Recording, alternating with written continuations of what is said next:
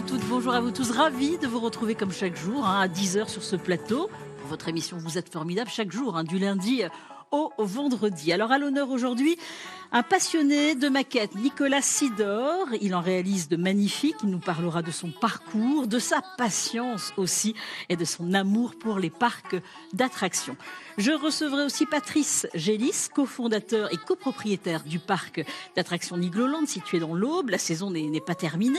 Comment le parc se prépare à fêter Halloween? Un parc qui recrute encore et nous vous proposerons des offres d'emploi dans quelques minutes. Aude Girard sera aussi sur le plateau, distributeur exclusif d'Ever Block System France. On vous fera découvrir des blocs géants qui permettent de réaliser des meubles, mais aussi des cloisons. Comment transformer son intérieur? La réponse dans quelques minutes. Mais pour le moment, place à notre invité formidable.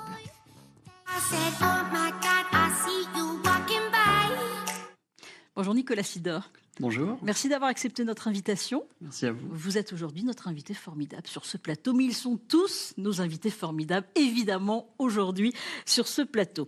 Alors, on va parler évidemment de votre passion pour les maquettes, pour les parcs d'attractions, mais juste avant, on va regarder ces images et cette carte de Poitiers. Votre ville de naissance? Exactement. Qu'est-ce qu'elle représente pour vous?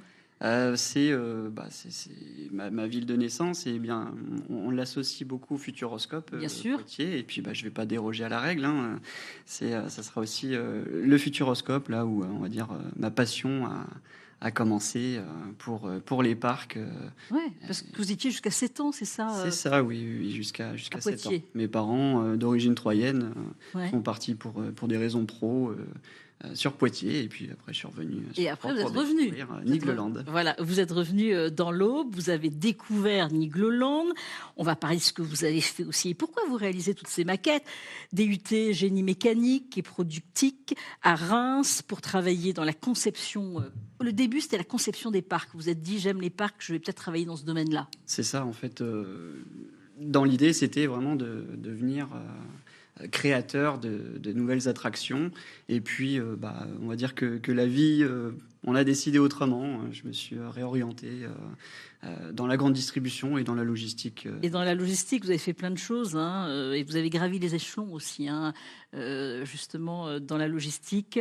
Maintenant, dans un hypermarché, en logistique, chef de projet aussi. Et cet amour des parcs depuis tout petit. Alors oui, le Futuroscope, vous en avez parlé. Ça, c'est vraiment, je crois que vous alliez faire vos courses à côté. Donc, avec vos parents.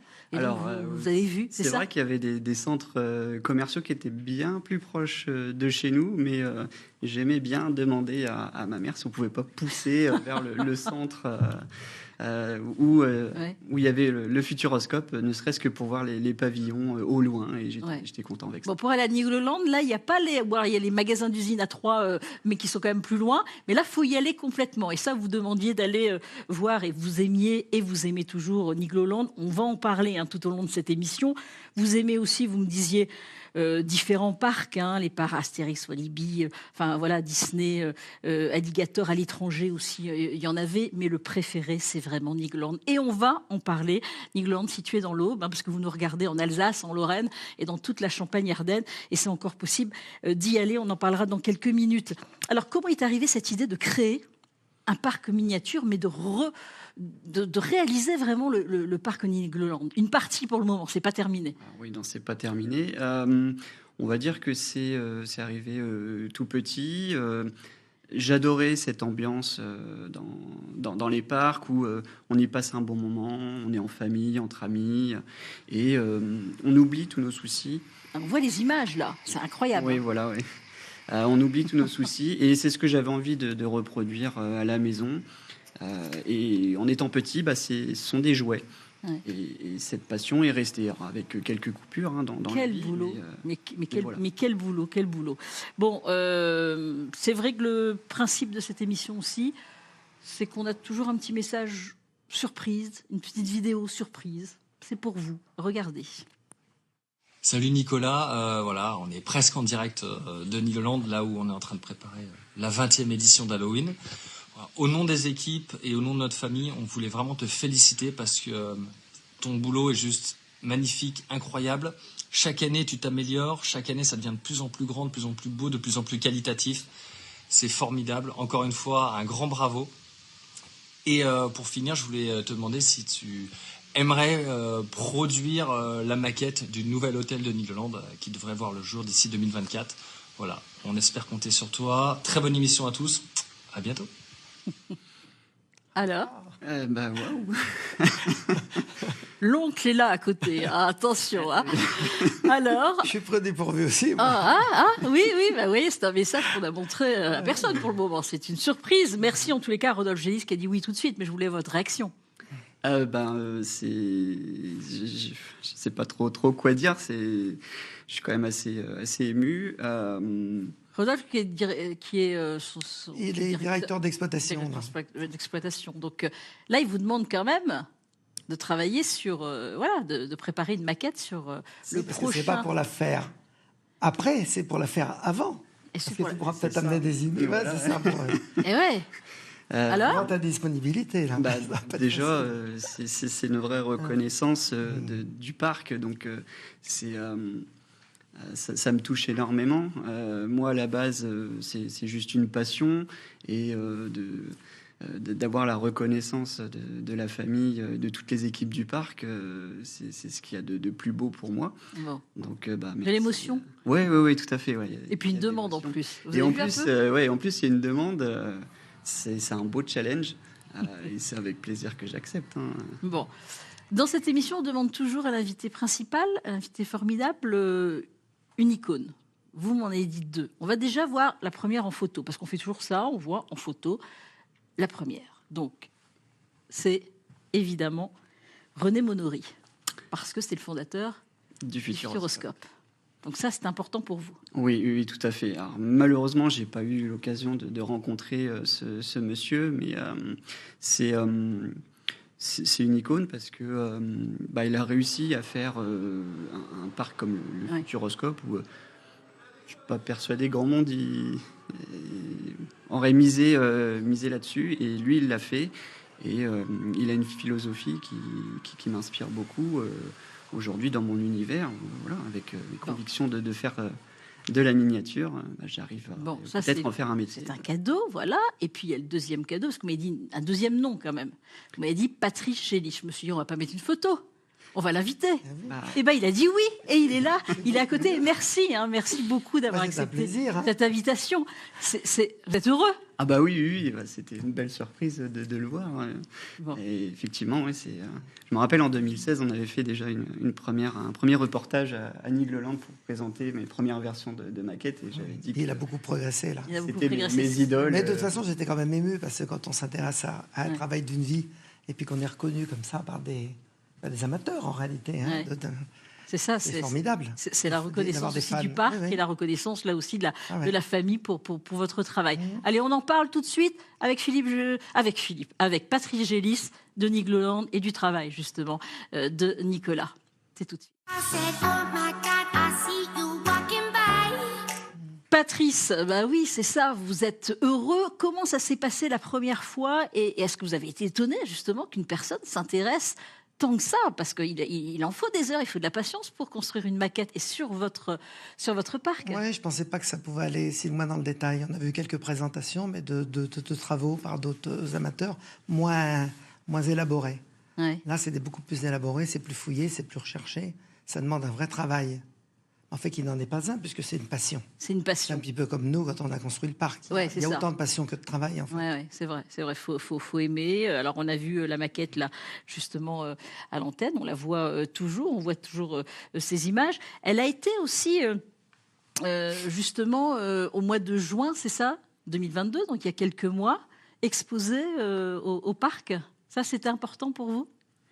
Oui, ça m'a permis de la voir en entier, parce que j'en avais quelques photos, mais là, je l'ai vu fonctionner. Puis j'ai découvert, parce que je ne savais pas quand est-ce qu'ils allaient venir exposer, parce qu'il y avait un deuxième exposant. D'accord. Et j'ai vu qu'on pouvait appuyer sur les petits interrupteurs pour faire tourner les manèges à son gré. Ouais.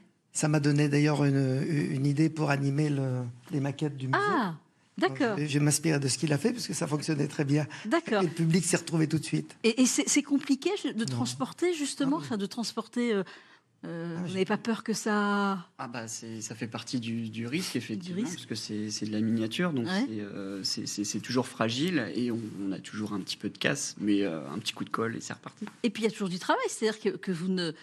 parce qu'il y a de nouvelles attractions, donc il faut les réaliser. Tout le parc n'est pas fait encore, n'est pas réalisé là. On n'est qu'à la moitié du parc Nigloland et effectivement, il va falloir encore travailler un moment, mais là la place commence à manquer pour la camionnette et puis aussi dans mon atelier. Combien d'années? Il faudra un camion, hein, c'est tout. Il faut demander un camion. Hein, voilà, c'est ça. Permis poids lourd après. Hein, voilà, exactement. Combien d'années pour réaliser cette maquette? Là, le projet, ça fait 7 ans que je suis dessus.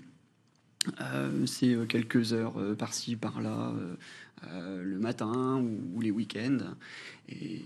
Incroyable. Voilà. Incroyable. Alors le parc, vous l'adorez, que ça soit le printemps, l'été, et puis l'automne avec Halloween et Patrice Gélis, justement, ça. Là, c'est la préparation pour Halloween. C'est depuis des années, ça fait 20 ans à peu près que vous proposez Halloween? Oui, on a saisi avant que ce soit la mode au tout départ, quand c'est arrivé en Europe, on avait quelques collègues, on avait entre autres l'Europa Park qui faisait Halloween. On est allé voir un petit peu et ça a démarré sur les chapeaux de roue. Ouais. Parce qu'en fait, on était les seuls à vraiment proposer un vrai support. Parce que quand vous avez des restaurants qui fêtent Halloween, où c'est pas très parlant, il n'y a pas vraiment de support pour amuser les enfants. Il y a 2-3 guirlandes, mais c'est pas suffisant.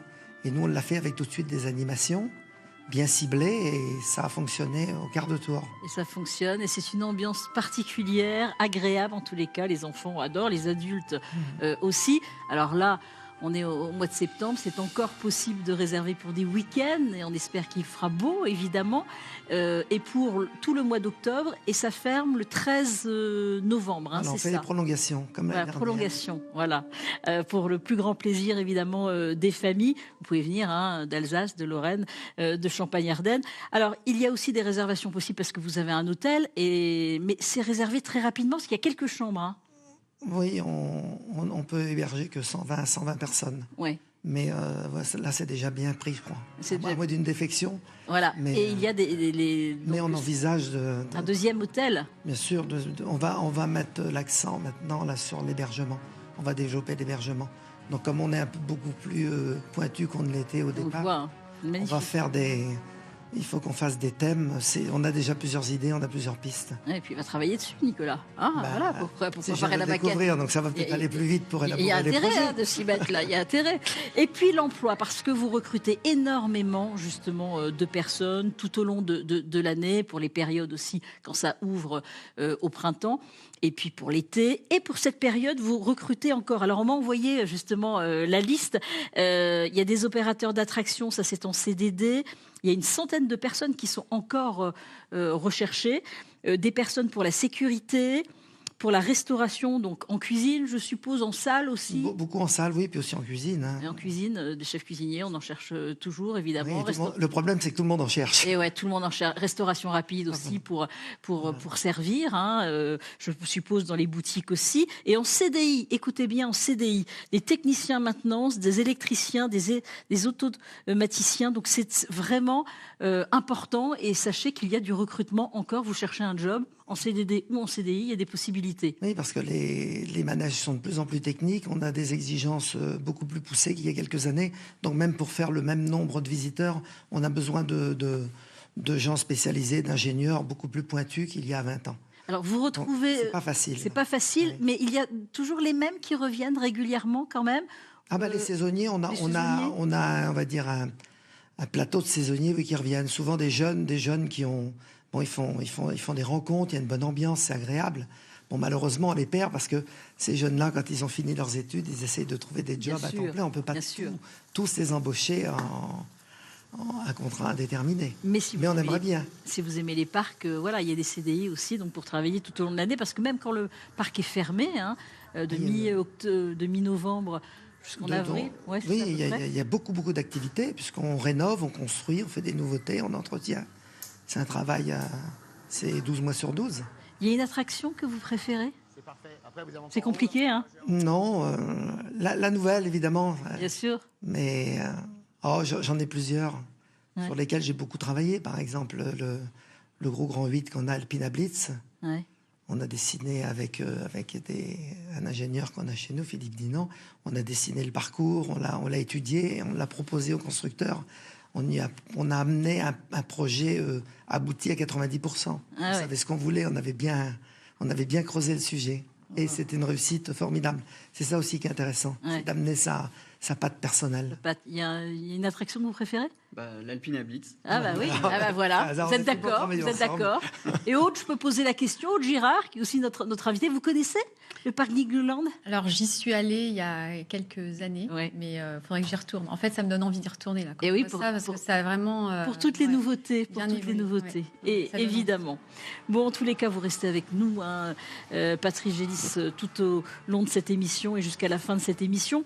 Vous savez que pour mes invités, comme ça, mon invité formidable, je demande toujours en préparant l'émission quel est l'endroit, le lieu qu'il préfère pour aller se ressourcer une demi-journée, une journée ou un week-end. D'habitude, on me dit, on va souvent les Vosges, l'Alsace, la Champagne-Ardenne des Bois, les forêts. Il m'a répondu Nigloland.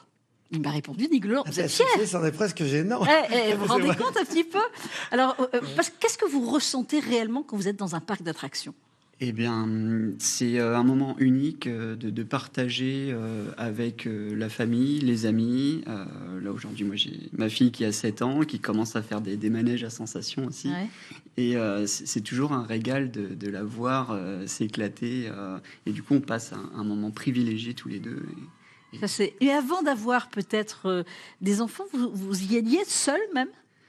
Alors seul, non. Vraiment avec des copains ou en famille ? Voilà, c'est ça, c'est famille ou amis, mais en solo, non. Bon, mais vous allez vous y retournez régulièrement et vous faites même si c'est pour montrer une maquette, je suppose que vous faites des attractions ? Ah oui, bien sûr, si j'ai l'occasion d'aller en faire une ou deux. Ça, c'est possible. Alors, j'explique qu'il y a aussi d'autres parcs. On donne d'autres noms de parcs dans la région Grand Est. Il y a Walligator à Mézières-les-Messes, en Lorraine. Il y a aussi il y a le parc du Petit Prince, en Alsace. Et puis, il y a aussi dans les Vosges un parc dans le Frépertuis City qui s'appelle comme ça. Donc, vous les avez testés aussi ? Alors, Frépertuis City, je n'ai encore jamais fait, mais c'est dans les projets pour l'année prochaine. Bon. Ça va te plaire. Vous tous avec tous les directeurs ? Oui, on est affilié au même syndicat.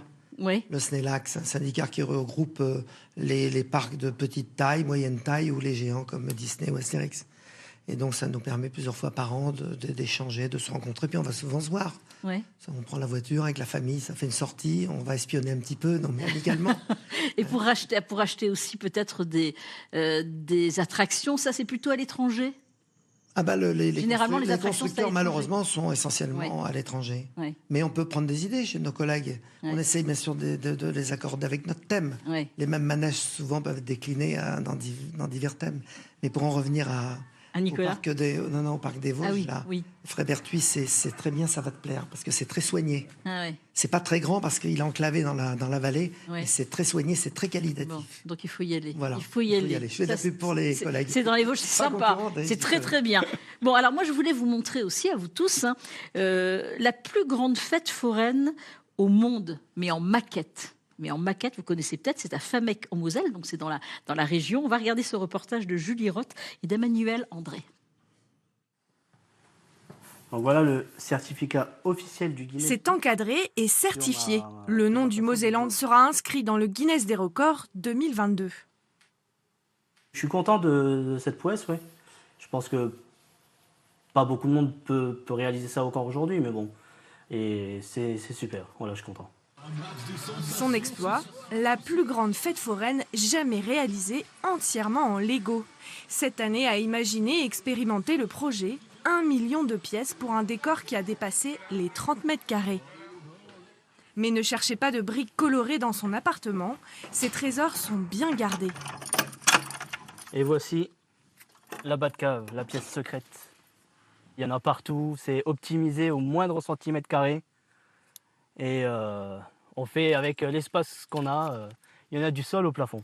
Ici, près de 3 tonnes de Lego font briller les yeux de Stéphane, qui n'a pas choisi le thème de la fête foraine au hasard. J'ai toujours aimé un peu les couleurs que ça renvoyait, et puis un peu le style de vie nomade. J'ai toujours bien aimé ça, partir un peu à droite à gauche. Et ouais, c'était Étant gamin, ça aurait été un métier que j'aurais voulu faire, quoi. Son âme d'enfant tient dans cet espace de 10 mètres carrés.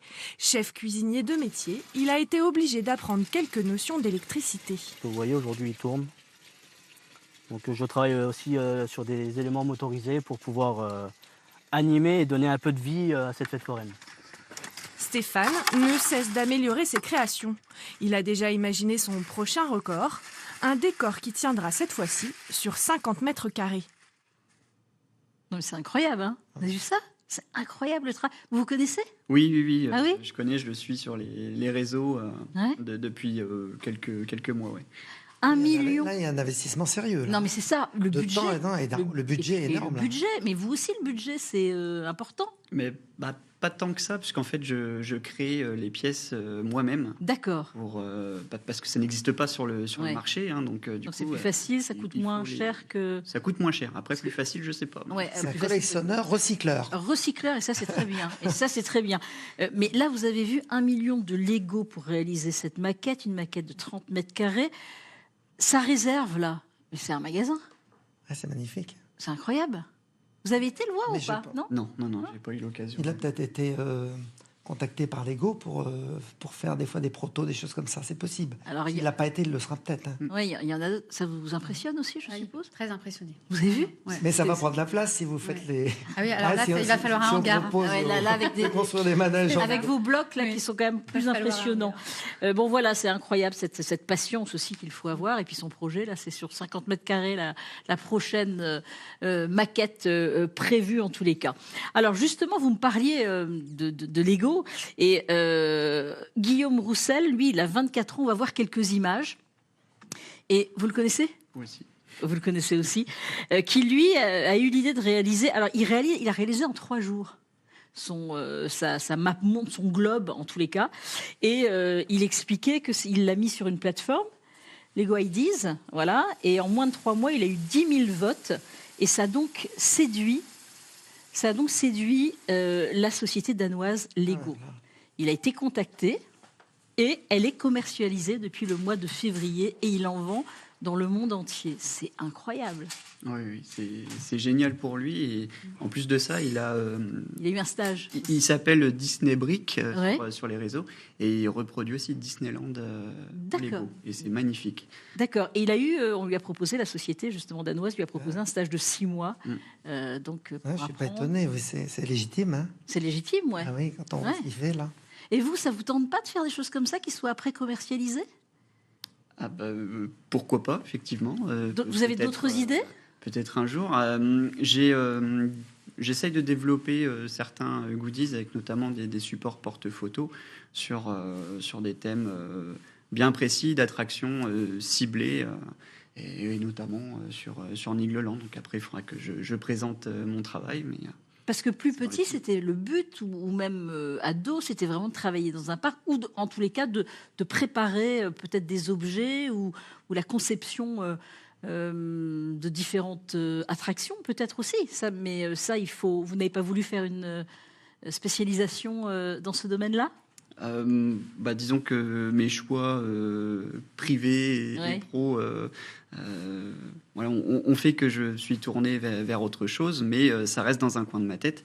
Et si demain on me proposait quelque chose, effectivement, dans la conception, la création de miniatures spécialisées dans les parcs, ou là de travailler, faire l'hôtel, c'est avec plaisir. Il y a des collaborations. Il faut savoir que c'est un marché marginal. Il n'y a pas un grand champ de... possibilités. Maintenant, ça peut être très intéressant. Puis bon, il n'y a pas beaucoup de gens non plus qui s'intéressent à notre métier comme Nico. Donc pourquoi pas, ça peut mener à des choses, mais il fallait se rencontrer. Il y a des choses à faire, déjà se rencontrer. Moi, je suis plutôt jeune, donc... non, mais c'est bien, il y a des choses à faire. Génération nouvelle, parce que... Alors, des Lego pour réaliser, on l'a vu dans ce reportage, et vous connaissez évidemment pour réaliser des maquettes, mais il en existe des géants. Vous les avez, alors ça s'appelle des blocs, et on va vous expliquer évidemment tout ça, pour réaliser des meubles ou transformer carrément votre intérieur, votre maison. C'est tout de suite.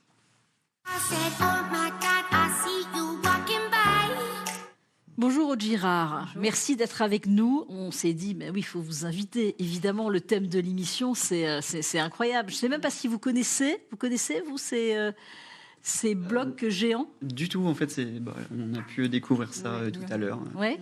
Alors, vous êtes distributeur exclusif au Girard de la société Ever Block System France, qui vend donc toutes ces blocs. Il y a plein de couleurs, c'est ça? On a 14 couleurs. Oui. Comment vous avez été attiré par cette société pour être justement distributeur exclusif? Alors, c'est une histoire assez incroyable. C'est un de mes amis, en fait, qui a publié une image d'une création avec ses blocs sur les réseaux sociaux. Et il a écrit « Dommage que ça n'existe pas en France ». Ah, et là, vous êtes dit... Et donc, le soir même, on en a parlé avec mon mari et il a contacté donc le distributeur, l'inventeur aux États-Unis, à New York. Ouais. Et il lui a dit qu'il y avait d'autres personnes qui étaient intéressées pour développer le produit en France. Et en fait, ça a été le seul à se déplacer. Donc, il s'est déplacé à New York, il a fait 3 jours là-bas. Et quand il est revenu avec la distribution. D'accord. Et donc, vous êtes les seuls en France? Exactement. On est distributeur exclusif. Donc, dans toute la région en Grand France, Est. en Vous Belgique, êtes installé, en Belgique également. Vous êtes installé à Reims. Exactement. Donc, on nous regarde, je le disais, en Alsace, en Lorraine et dans toute la Champagne-Ardenne. Si on veut commander, on peut aller directement sur le site. Oui. Donc, c'est Everblock. Everblock. Et vous pouvez retrouver... Alors, on va regarder, parce qu'il y a des images, vous allez nous en parler, et on voit à l'antenne, justement, votre site avec... Alors, expliquez-nous un petit peu, on a vu des transformations et des cloisons, pratiquement, des murs. Oui, en fait, le concept, c'est de pouvoir faire des créations modulables en fonction de l'espace que l'on a, qui peut varier en fonction des déménagements. Là. Voilà, des chambres d'enfants. Vous pouvez faire des tables pour des salons. Vous pouvez faire des murs modulables. Un nouveau-né qui arrive, par exemple, on peut faire assez rapidement une petite cloison qui va être après détruite. Les enfants peuvent jouer avec, pas trop petits. On fait des bureaux. On a des accessoires aussi en aluminium pour pouvoir faire des bureaux pour les enfants, des tabourets. Et puis, on peut les amener aussi dehors. Voilà, donc ce sont des blocs aussi recyclables, ça je précise. Oui. Et la couleur noire, elle est faite avec du polypropylène recyclé. D'accord. Donc ça, c'est la couleur noire. Et les autres sont en... C'est du polypropylène également, mais pareil. Recyclable. Tout est recyclable, en fait. D'accord. Ouais. Alors, c'est vrai que c'est bien parce que c'est modulable. Et puis, il y a toutes les couleurs. Si on veut faire en noir et beige, par exemple, ou noir et blanc, plus classique, ou alors multitude de couleurs pour les enfants, pour des chambres. Et on peut construire rapidement, c'est vrai, une cloison plutôt dans sa maison. C'est génial. Et on le voit aussi dans des magasins. On peut le voir dans des vitrines. Oui. Je vends aussi pour des salons, pour des événements première pierre, dans des entreprises avec un mur avec un personnage Star Wars, par exemple, qu'on peut mettre aussi à l'intérieur. On peut mettre des stickers dessus. On peut écrire avec des feux de vodka. Enfin, il y a pas mal de possibilités, en fait. Patrice Gélis, vous connaissiez ? Non, pas du tout, mais je suis en train de regarder. Je suis assez séduit parce que je me dis comment nous, les générations qui avons tant joué aux jeux de construction, mécano, Lego et tout, que personne n'y avait pensé avant. Ouais. Parce que c'est parfaitement adapté pour faire des tas de choses. Ah ben oui. Et je me dis pourquoi ça n'a pas été fait avant. Parce que j'y ai pas pensé non plus. Ah ouais, regardez les tabourets, les bureaux. Non, mais c'est incroyable. Et puis les enfants peuvent s'amuser à créer. Ah oui, même pour l'extérieur aussi. Pour l'extérieur, en fait, on a une couleur qui est pour les chiens. Ouais. On peut mettre des LED à l'intérieur pour l'événementiel, pour la nuit, pour le jardin. Donc c'est pas mal, ça permet. Et quand on voit ça paraît complètement évident. Ouais. C'est vrai, hein. C'est. Regardez là, oui, là ce sont des murs complètement. Donc ça c'est pour des sociétés ou pour des événements.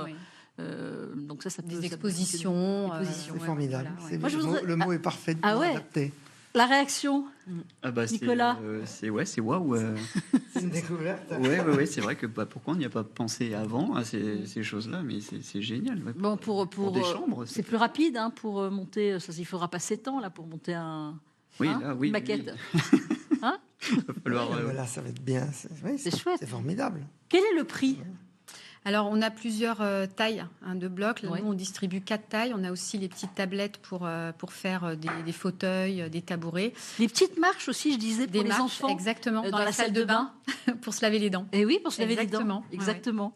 Donc, c'est entre 4,90 € et 10,90 €. Et puis après, on a les accessoires pour faire des étagères, des bureaux. Voilà, tout est sur le site. D'accord. Alors, ça se commande, on vient vous voir directement, ça se commande parce que c'est costaud si on en veut pas mal pour faire, par exemple, une cloison. Ouais. Vous nous livrez tout ça? Alors, on peut commander directement, enfin, pas sur notre site internet. On a un simulateur 3D. Les personnes qui ont envie de s'amuser avec ça peuvent faire leur création avant sur le simulateur 3D. Si elles n'y arrivent pas, elles nous appellent, elles nous contactent et nous, on les fait pour eux. Donc, ils nous donnent la dimension des murs et puis nous, on fait les murs.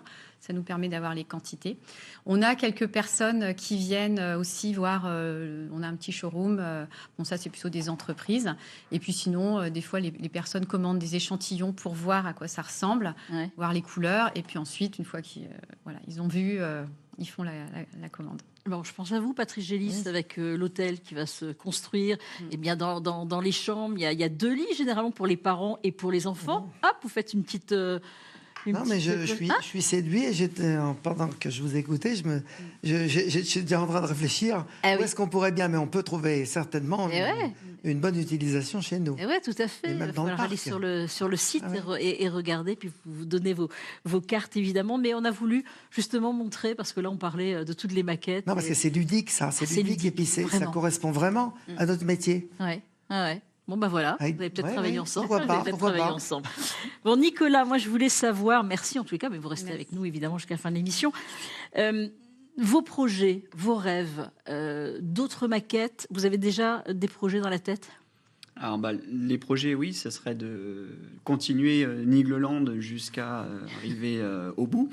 Ça sera jamais fini. Avec Rodolphe, c'est pas possible. C'est chaque année c'est tous les 2 ans à peu près? Non, en général, on essaye mal avec le Covid, ça a mis un petit coup de frein. Oui, non, mais on fait toujours des nouveautés. Oui, il y a toujours des nouveautés. Oui. Donc il y a du boulot. On aura du mal à suivre, mon gars. Et puis après, ça serait d'utiliser, pourquoi pas, ces miniatures qui se transportent et qui sont assez facilement transportables pour, pourquoi pas, faire la promotion du parc à travers toute la France. Ouais. Bon, est-ce que, justement, vous travaillez... Alors, on va citer, vous travaillez chez Cora. Est-ce que là, on vous regarde avec des yeux émerveillés parce que vos collègues sont au courant de ce que vous faites?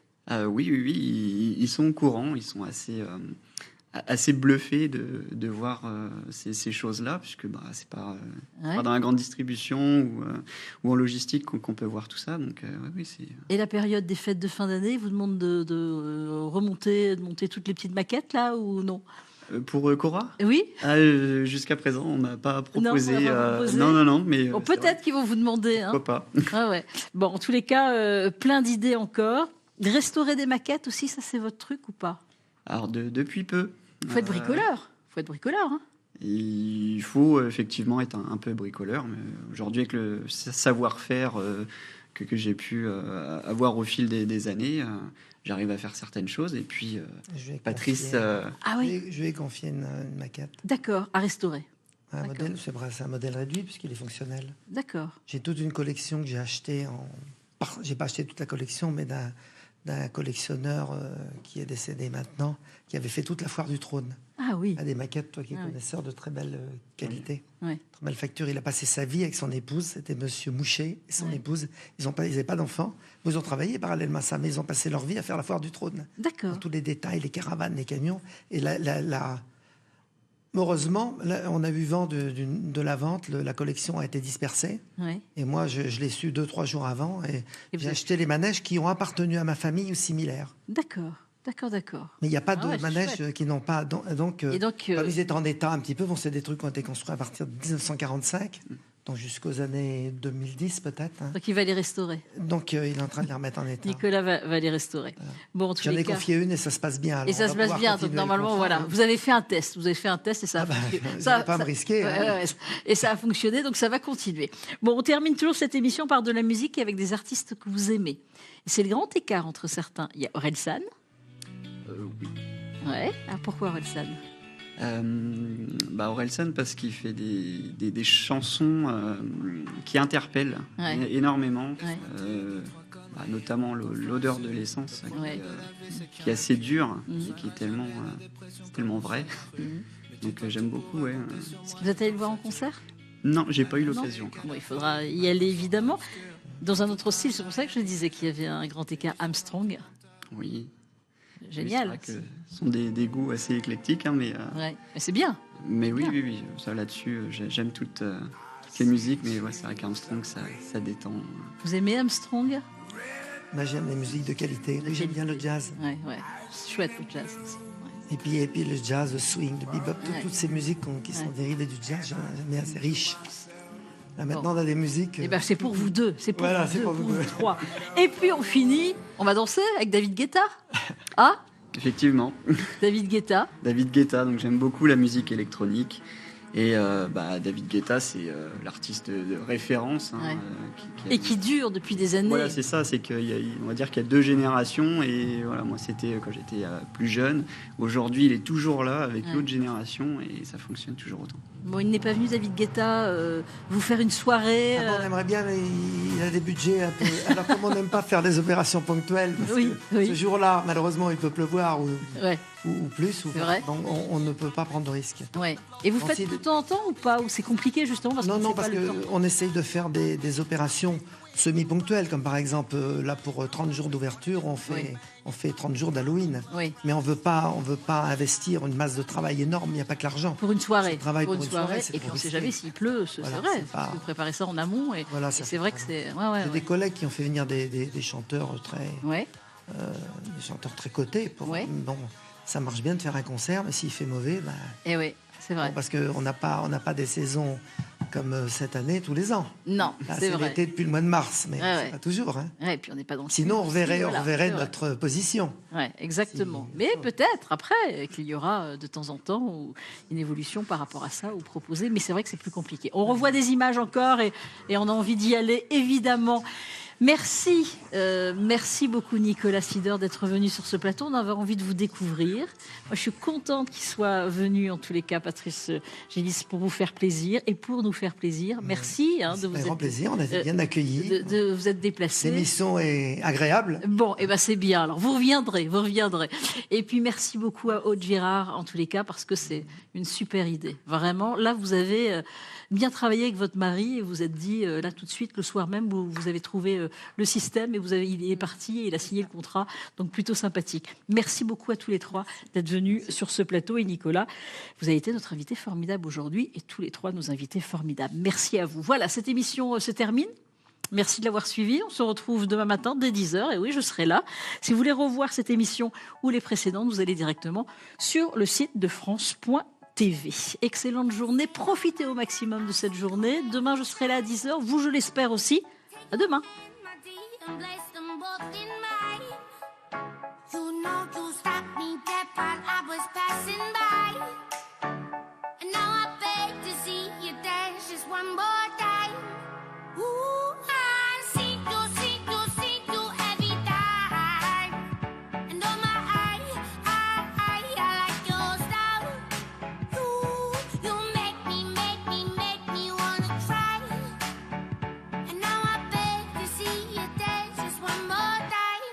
So they say